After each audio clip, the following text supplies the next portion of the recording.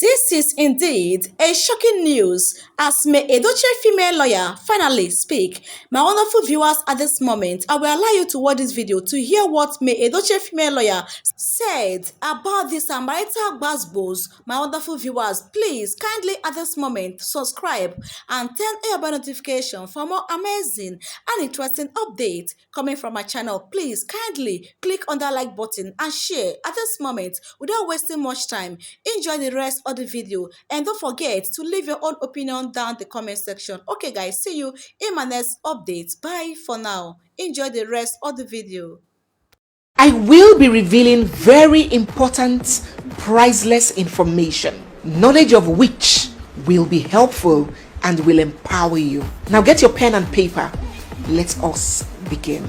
Now, a lot of factors necessitated my decision to create this content. I've always wanted to. Right from the time of the Little Sinachi and her husband Peter, to the Tonto and Churchill saga, and now the May and Yul Edochie and Judy Austin situation. I have always wanted to enlighten you guys on how issues around these things work. I have read and heard people make several comments born out of harmless ignorance. Comments like, oh, if this happens, I will get a divorce. If my husband does this, I have divorced him. If my wife does this, I will divorce her. And it makes me wonder, do you think the court just grants divorce requests indiscriminately because you asked for it?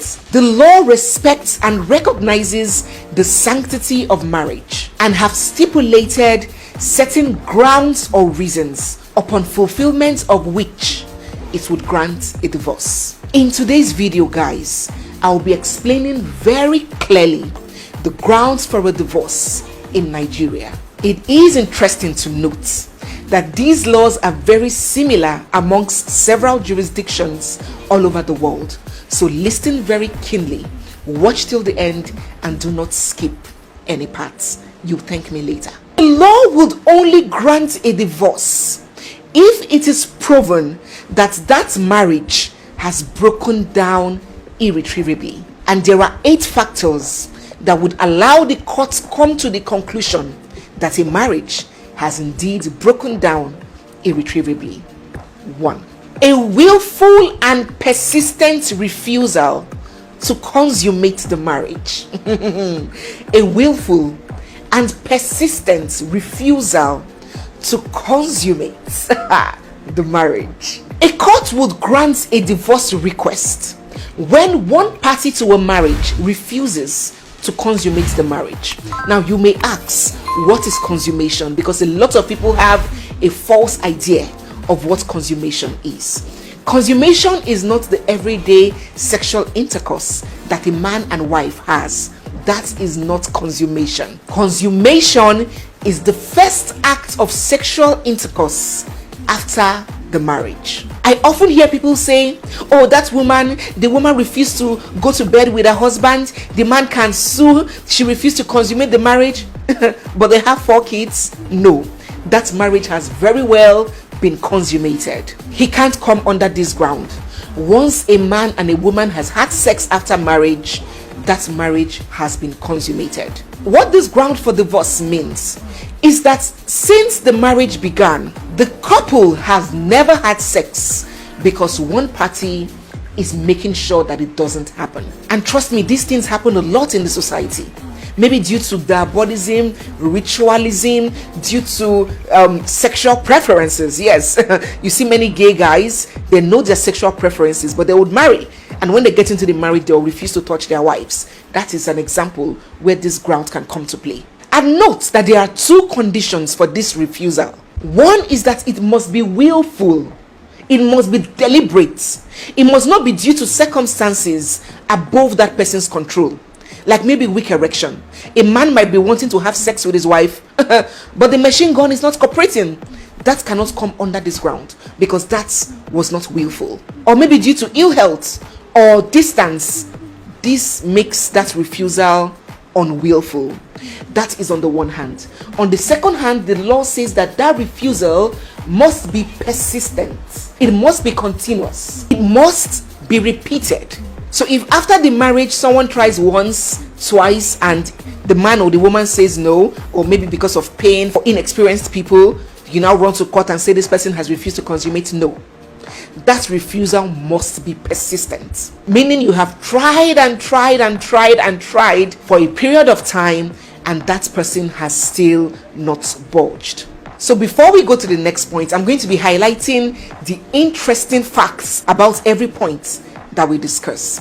And the interesting part about this ground is that regardless of how many times you both have had sex, even if you guys have been living together and having marathon sex every day, what counts is the first sex after that union becomes official, after marriage. So it's inconsequential how many times you have had sex before the marriage. If the first sex is not had, that marriage has not been consummated. Let's go to the second ground. The second ground for a divorce under the law is adultery, and the other person finds it intolerable to live with that adulterer or adulteress. Please note, before I go on, you know that Nigeria is a very diverse and funny nation. It is important that I note that this is different from situations under customary law.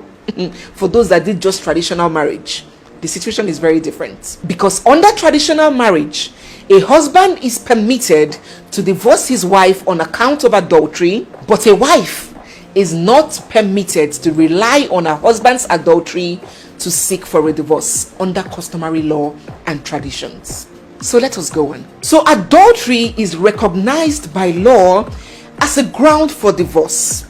Adultery being committed on one hand, and the fact that that person who has been cheated on finds it intolerable, cannot tolerate living with that person who has cheated on him or her. But please note, you lose a right to come under this ground if you by any way condone that adultery. So if an adultery happened some years ago, you didn't make a fuss about it, you forgave, you accepted it, and you continued living together as man and wife, discharging responsibilities, and later on in future you come and say, oh, he committed adultery in 1802. No, you are bad from coming under that ground because you condoned that adultery. An interesting fact about this ground is that the law makes provision for a spouse to sue for damages against the person who committed adultery with his or her spouse. So if Clara slept with Jane's husband, knowing that Jane is married to that man, Jane has a right in law to sue Clara for damages for sleeping with her husband. Side chicks wouldn't like this one. Let's go to the next point. The third ground for divorce under the Nigerian law is unreasonable behavior. The law puts it like this: that since the marriage, your spouse has behaved in such a way that it cannot be reasonably expected for you to live with him or her. I'm actually supposed to be using the terminology petitioner and respondent. Petitioner, the person seeking for the divorce, and respondent is the person that is being dragged to court, right? But I don't want to confuse you with all those legal terminologies. That is why I'm using your spouse, all right? Remember, I promise to keep this as simple and easy to comprehend as possible. So this ground borders on bad behavior. Intolerable behavior, a behavior that no human being can be expected to put up with. I consider these grounds to be the broadest of them all.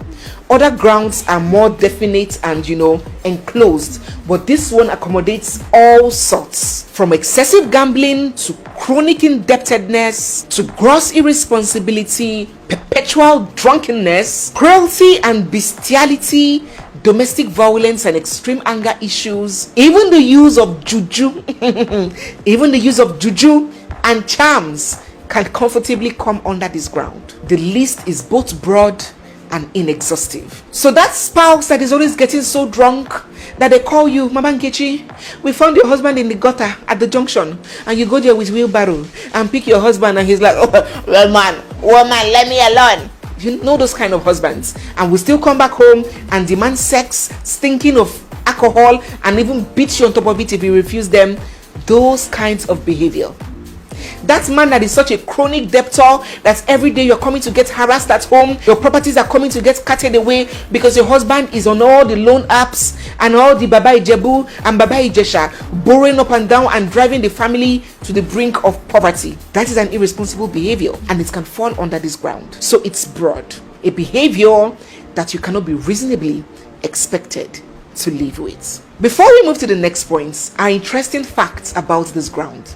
Now, this ground is benchmarked on the concept of reasonability. It has to be reasonable and fair to every right-thinking person, not just your personal preferences. So a woman can have a man who snores so loudly, and despite it causes her so much distress, she cannot come under this ground because the court will consider that behavior as one